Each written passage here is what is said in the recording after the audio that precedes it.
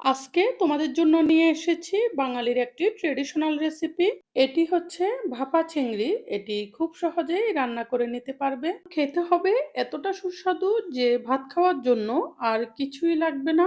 আশা করছি রেসিপিটা তোমাদের ভীষণ পছন্দ হবে। তো ফ্রেন্ডস, আমি তৃপ্তি আর তোমরা দেখছো তৃপ্তির রসোই ঘর। তাহলে চলো আর দেরি না করে রান্নাটা শুরু করে দিই। আমি এখানে ৩০০ গ্রাম মতো চিংড়ি মাছ খোসাগুলো ছাড়িয়ে ভালোভাবে পরিষ্কার করে ধুয়ে নিয়েছি। এখানে আমি মাঝারি সাইজের চিংড়ি মাছগুলো নিয়েছি, কিছু কিছু ছোট চিংড়ি মাছও আছে। তোমরা চাইলে এখানে বড় চিংড়ি মাছগুলো কিংবা যে কোনো সাইজের চিংড়ি মাছ নিতে পারো। অনেকেই চিংড়ি মাছের কিছুটা খোসা রেখে দেয়, কিন্তু আমি খোসাগুলো সম্পূর্ণ ফেলে দিয়েছি। এজন্য খাওয়ার সময় এগুলো অনেক সফট লাগবে। এখন আমি একটি মিক্সারের বাটি নিয়ে নিব আর এটিতে কিছু উপকরণ দিয়ে পেস্ট করে নিব। তোমরা চাইলে এগুলোকে পাটায় বেটে নিতে পারো। এখানে আমি ৩ চা চামচ মতো সরিষা ভিজিয়ে রেখেছিলাম, সেগুলো দিয়ে দিয়েছি। বড় সাইজের ৩টি রসুনের কোষ এরকম টুকরা করে দিয়েছি। মাঝারি সাইজের একটি পেঁয়াজ এরকম টুকরা করে দিয়েছি। দিয়ে দিচ্ছি ৪-৫টি মতো কাঁচামরিচ ভেঙে। ১ চা চামচ মতো দিয়ে দিচ্ছি জিরার গুঁড়া আর ১ চা চামচ মতো দিয়ে দিচ্ছি লবণ। আরও দিয়ে দিচ্ছি ১ টেবিল চামচ মতো টক দই। ½ চা চামচ দিয়ে দিচ্ছি হলুদের গুঁড়ি আর ½ চা চামচ থেকে একটু বেশি দিয়ে দিচ্ছি মরিচের গুঁড়ি।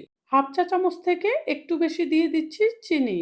এই চিনিটা চিংড়ি ভাপার স্বাদটাকে একদম পরিপূর্ণ করে দিবে। এরপর এখানে অল্প করে জল দিয়ে এগুলো মিক্সারে দিয়ে ভালোভাবে মিক্স করে নিব।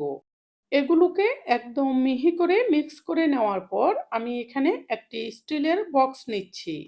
এরপর এগুলোকে বক্সে ঢেলে নিব। পরে মিক্সারের বাটিটি ধুয়ে অল্প করে জল দিয়ে দিব।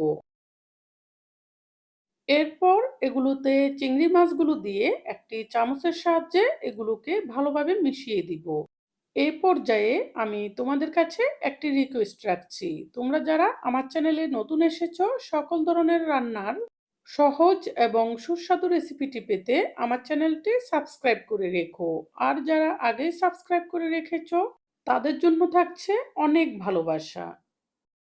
এভাবে মেশানো হয়ে গেলে এগুলোকে একটি চামচ দিয়ে সমান করে দিয়েছি। এখন ২টি কাঁচামরিচ ফালি করে এভাবে বসিয়ে দিব আর উপরে বেশ কিছুটা সরিষার তেল দিয়ে দিব। অবশ্যই এখানে সরিষার তেলটা দিতে হবে, এতে করে স্বাদটা একদম পারফেক্ট হবে। এরপর বক্সটির ঢাকনা দিয়ে বক্সটিকে আটকিয়ে দিব। এখন এগুলোকে রান্না করার জন্য চুলায় একটি কড়াই বসিয়ে দিব আর কড়াইয়ে ১/২ লিটার মতো জল দিয়ে দিয়েছি। কড়াইয়ের মধ্যে এরকম একটি স্ট্যান্ড দিয়ে দিব, এতে করে ভাপ দিতে সুবিধা হবে। এখন জলটা ভালোভাবে ফুটে ওঠার পর আমি বক্সটাকে স্ট্যান্ডের উপরে বসিয়ে দিব।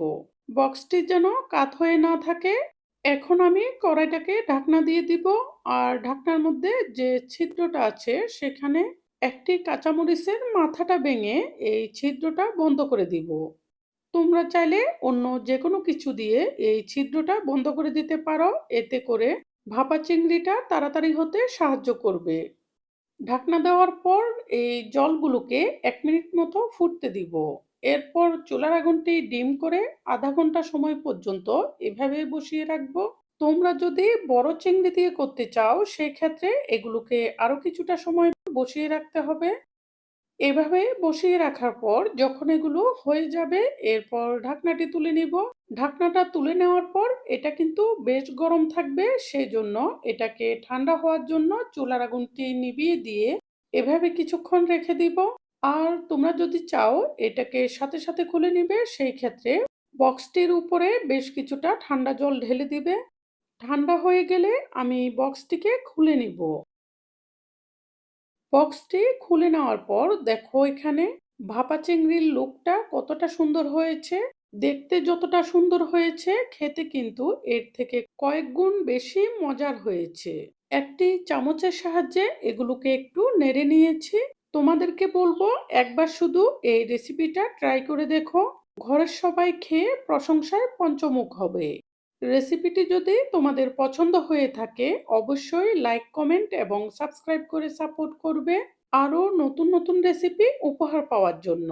এই বলে আজকের মতো এখানেই বিদায় নিচ্ছি। পরবর্তীতে চলে আসবো নতুন কোনো রেসিপি নিয়ে। সেই পর্যন্ত সবাই ভালো থেকো।